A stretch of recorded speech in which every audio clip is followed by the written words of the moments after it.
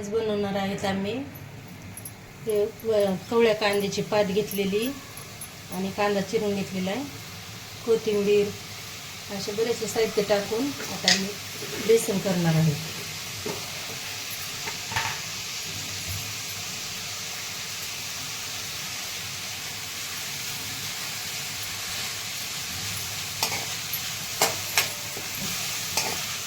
हे आहे कवळ्या कांद्याच्या पात्याचं बेसन.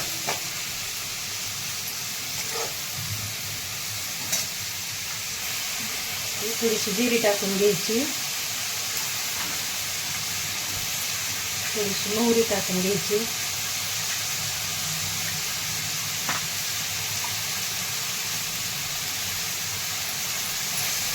छान असा लालसर होऊन द्यायचा कांदा.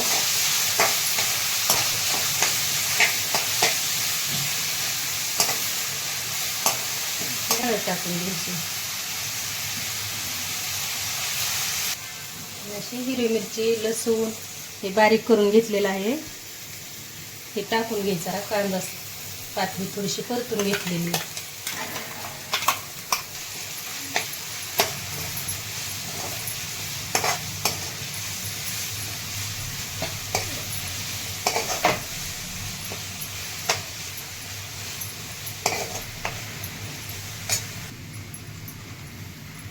आता कांदा ती पात परतून घेतली का नाही, मग असं पीठ कालून घ्यायचं आणि टाकून द्यायचं त्याच्यामध्ये.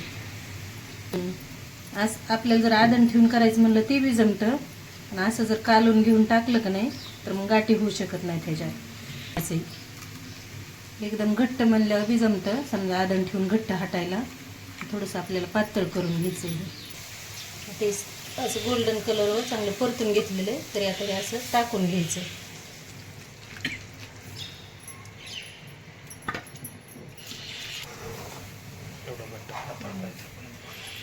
आपल्याला घट्ट जर आवडत असलं तर घट्ट करू शकतो आपण, आणि जर थोडंसं पातळ पाहिजे म्हणलं तर पातळ बी जमतं करून घ्यायला.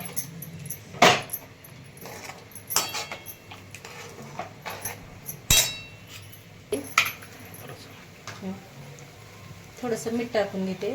अगोदर थोडं मिरची बरोबर बारीक केलं तर कमी जास्त आपलं थोडं टाकून घेतलंय मीठ.